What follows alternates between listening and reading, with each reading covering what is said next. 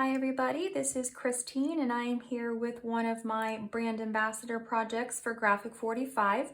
So I will be doing a leveled up project. If you have not done a leveled up project before or seen a leveled up project, we take one of the Club G45 projects and we switch it up in some way so we can show you how to use the tutorial with a different collection or in a different way.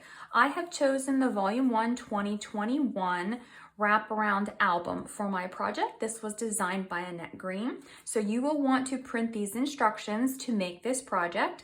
This is available on the Graphic 45 website. If you go to g45papers.com, under the inspiration tab, there is a section with all of the printable project sheets that you can use free of charge.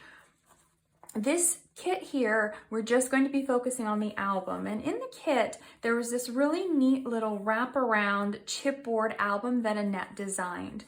They no longer are giving this as something for Graphic 45. They don't sell this actual album cover on their website, but Annette has this file for sale as an SVG file in her Etsy shop. And you can purchase that, and then you can cut this out of chipboard on your own and make an album if you want to do that. But I also had a very similar album in my Etsy shop, and it was made out of wood. So you may have seen this project before that I did. This is my Little Things mini album, but it's made with a MDF wood cover. It's got a flexible hinge, so this actually wraps around. Very similar in style, just a little bit different in terms of what it's made out of. So what I did was I took my album and I made it out of marker board or matte board, matte board, and it's just white right now. You could make this out of any color you'd want, but I'm actually going to sell some of these in my Etsy shop if anybody is interested in the actual album itself. Or you can go to Annette's Etsy shop and you can get the SVG to cut it yourself. Mine was cut on a laser cutter, so it does have this charred and burnt look. I'll show you my project in a minute. And you can see I've inked the edges, so it actually blends in. So this actually comes with a spine piece. This is the front cover, and then this is the back cover. It's just my file with my business logo on it. That'll be covered by paper. This will be the inside piece. This would be the front cover, the spine would be here, and then this piece here will actually wrap around. So these are score lines that will actually get bent whenever you purchase it, and I do this in the tutorial as well. And you just start to slowly bend these, and it will actually curve the piece around and keep them connected here. And then the paper on the inside and the paper on the outside will wrap around those, and they will stay in that curved shape. So you will want to print out these instructions because I will refer to these. There are a lot of instructions that I did follow, but I changed it up a little bit. So this is my project here. I use the Wild and Free paper collection, and very similar design, but also a little bit different. Annette used some magnets in hers. I used a ribbon closure for mine, and I added some lace trim just in a couple of places. So when this opens, this curved piece does not lay flat. It is designed to stay curved the way that it is made. So it does not flatten out any more than this. So you want to make sure that when you flip the pages, it doesn't catch on this.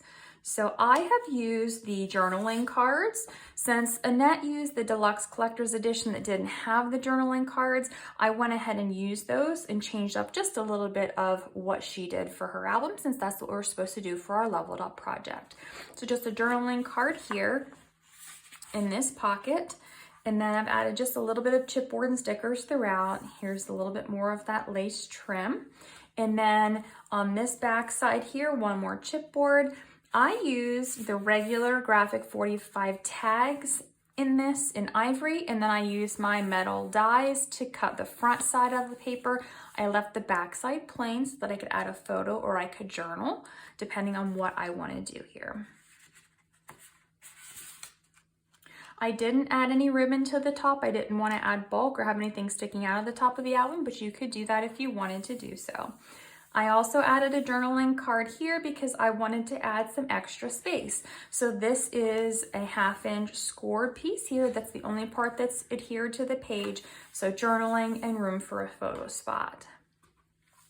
Then this page is another page that is different. So in Annette's, she had these glued shut, but I went ahead and made them a pocket. So there is an extra tag, again, just blank on the back. So that is between these pages here. On the back side, I changed this up just a little bit. I curved the corner of the pocket down just for a fun little interactive piece here. I added another one of the tags to the front pocket. And then this contraption here is very similar to what Annette did and just added some pieces. She recommended that you could make this a tuck spot, so I went ahead and did that. And then all the pages are repeating. So we've got this top loading pocket here that I have a tag in.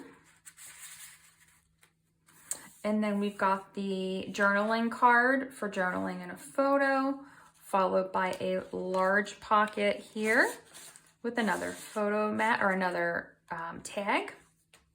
Flipping over, we've got the pocket.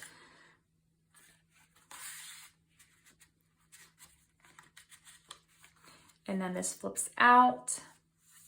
These are also open, so you could tuck something underneath of it. This is also on the back side, another pocket for a tag. And the journaling card flips out. This one has another tag. These pockets are a little harder to get in and out of because they don't have the notch. I thought about putting a notch in them, but I didn't want to change the look of the page. And this one, another tag in the pocket, flipping out. And in the back pocket here, I just have another one of the large journaling cards tucked in. More things could be tucked into here, so whether you placed photo mats or more tags, whatever you would prefer to do. So this is the back side. You just have the paper extending all the way around. One other thing that I did a little bit different than on Annette's tutorial, I reinforced my spine with some of the white sparkly washi tape. And to be honest, the only reason I did that was because whenever I wrapped mine, for some reason, my cardstock started to rip and tear. So I just wanted to make sure that it was nice and strong. So I just go ahead and use my washi tape. I did make sure that this had a strong adherence with some double-sided tape so that that will not come off. So this is my Graphic 45 Leveled Up Wraparound album. And I've used the Wild and Free collection, which is still available on the Graphic 45 website. But you could do this with any collection you choose. So you can grab that cover kit, or you can grab the SVG file. You can try to make your own if you want to just draw a curved piece on your chipboard. It's really easy to do. So if you have an interest in making this, again, don't forget to go to the g45papers.com website, pick up the instructions. It's got lots of colored pictures and instructions. This has just got my writing over top of it with all the changes that I have made. But those are in the Graphic 45 blog post, so you can make it the original way or you can make it this way. I hope you have enjoyed this and found this to be a fun and inspirational project. Thank you for watching and have a great day.